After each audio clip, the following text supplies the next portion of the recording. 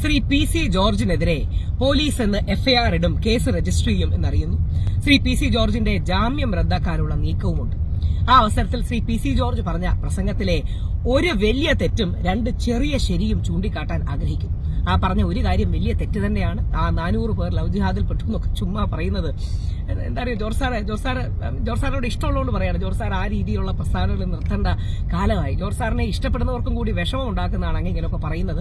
ആർക്കും ന്യായീകരിക്കാൻ പോലും കഴിയാത്ത രീതിയിൽ വെറുതെ കയ്യിൽ നിന്ന് കണക്കുകൾ പറയുന്ന ഒരു രീതി നമ്മുടെ ഇടയിൽ ഉണ്ടായിരുന്നു. ഞാനിപ്പോൾ ഈ വീഡിയോ ഇന്ന് ഞാൻ ഡൽഹിയിലാണ്, ഒരു പരിപാടിക്ക് വന്നതാണ്. പക്ഷേ പി സി ജോർസാറിന്റെ അത്ര ഇഷ്ടമുള്ളതുകൊണ്ടാണ്. പി സി ജോർസാറൊക്കെ നമ്മളെ ഒരുപാട് ഹെൽപ്പ് ചെയ്തിട്ടുള്ള ഒരാളാണ്.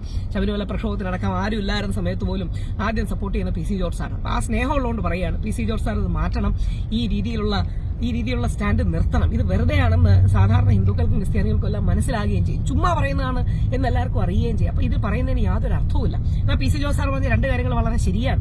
ആ ശരിയെന്ന് പറഞ്ഞാൽ ക്രിസ്ത്യൻ പെൺകുട്ടികളുടെ കല്യാണപ്രായം വളരെയധികം വൈകുന്നുണ്ട്. അത് പറഞ്ഞ രീതി കുറച്ച് ക്രൂഡായി പോയി. 25 വയസ്സ് കഴിയുമ്പോൾ ആൺകുട്ടിക്ക് പെൺകുട്ടിയെ കണ്ടാലും പെൺകുട്ടിക്ക് ആൺകുട്ടിയെ തന്നാലും സന്തോഷം തോന്നും എന്നൊക്കെ പറയുന്ന രീതിയിൽ പറഞ്ഞ വഴി കുറച്ച് ക്രൂഡാണ്. പക്ഷേ സാറ് പറഞ്ഞത് ശരിയാണ്. ഒരു ലേറ്റ് മാരേജസ് പലപ്പോഴും ഹിന്ദു ക്രിസ്ത്യൻ കമ്മ്യൂണിറ്റീസിൽ സംഭവിക്കുന്നു എന്നുള്ള സത്യമാണ്. നമ്മുടെ മുസ്ലിം സഹോദരങ്ങൾ കുറെ കൂടെ ഏർലി ആൻഡ് പ്രോപ്പർ മാരേജ്, ഒരു ഒപ്റ്റിമം ഏജിൽ, ശരിയായ ഏജിൽ അവരെ കല്യാണം കഴിച്ചു വിടുന്നു എന്നുള്ളതും സത്യമാണ്. ഇവിടെ പി സി ജോർജ് സാർ പറഞ്ഞത് ആ അർത്ഥത്തിൽ, ആ പറഞ്ഞ ഒരു ശരി എന്ന് പറഞ്ഞാൽ ആ ശരി നേരത്തെ കല്യാണം കഴിച്ചു വിടണം. 2, എല്ലാ കുടുംബങ്ങളും ഒരുമിച്ചിരുന്ന് പ്രാർത്ഥിക്കണം, ഒരുമിച്ചിരുന്ന് പരസ്പരം സമയം ചെലവഴിക്കണം. ലഹരിക്കെതിരെ കൂടുതൽ കാര്യങ്ങൾ വേണം. ഇതൊക്കെ നല്ലതാണ്. ഇപ്പൊ യഥാർത്ഥത്തിൽ നമ്മുടെ സമൂഹത്തിൽ ഈ വിദ്വേഷവും ഒരുതരം ലഹരിയാണ്, ഈ വർഗീയതയും ഒരുതരം ലഹരിയാണ്. ആ ലഹരിക്ക് ജോർജ് സാർ അടിമപ്പെടരുത് എന്നുള്ളതാണ് നമ്മുടെ എല്ലാ ആഗ്രഹം.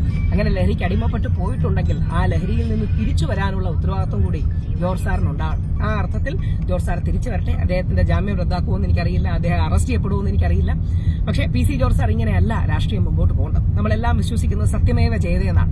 സത്യം പറഞ്ഞുകൊണ്ട് വേണം. ഇപ്പം യൂത്ത് ലീഗുകാരും യൂത്ത് കോൺഗ്രസ്സുകാരും ഒക്കെ ഇതിനെതിരെ പരാതി കൊടുത്തു എന്നറിയുന്നു. യൂത്ത് ലീഗുകാർ ശ്രീ പി സി ജോർജിനെ അങ്ങനെ 50 പെൺകുട്ടികളെയെങ്കിലും കാണിക്കാമോ എന്ന് വെല്ലുവിളിച്ചു എന്ന് ചില വാർത്തകളുണ്ട്. 50 വേണ്ട, അങ്ങനെ ഞാൻ ഇന്നലെ ജോർജ് സാറിനോട് പറയുണ്ടായി, 400 പെൺകുട്ടികളെ അങ്ങനെ പറ്റിച്ച് വിവാഹം ചെയ്ത 4 പുരുഷന്മാരെങ്കിലും കാണിക്കാവോ.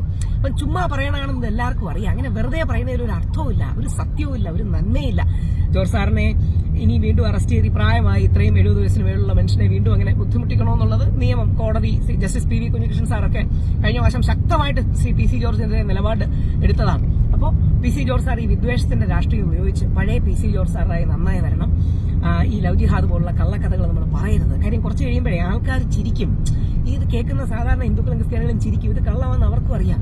അപ്പൊ അതുകൊണ്ട് അതല്ല നമുക്ക് വേണ്ടത്. പകരം ക്രിസ്ത്യൻ സമൂഹത്തിന്റെ പ്രശ്നങ്ങൾ ചൂണ്ടിക്കാണിക്കണം, ഹിന്ദു സമൂഹത്തിന്റെ പ്രശ്നങ്ങൾ ചൂണ്ടിക്കാണിക്കണം, വിശ്വാസത്തിന്റെ ധാരയിൽ ഒരുമിച്ചെത്തിക്കണം. ഈ മുസ്ലിം വിരുദ്ധ രാഷ്ട്രീയം അങ്ങ് ഉപേക്ഷിക്കണമെന്ന് വളരെ താഴ്മയായി പി സി ജോർജ് സാറിനെ ഇഷ്ടമുള്ള ഒരു വ്യക്തി എന്ന രീതിയിൽ അപേക്ഷിക്കുന്നു.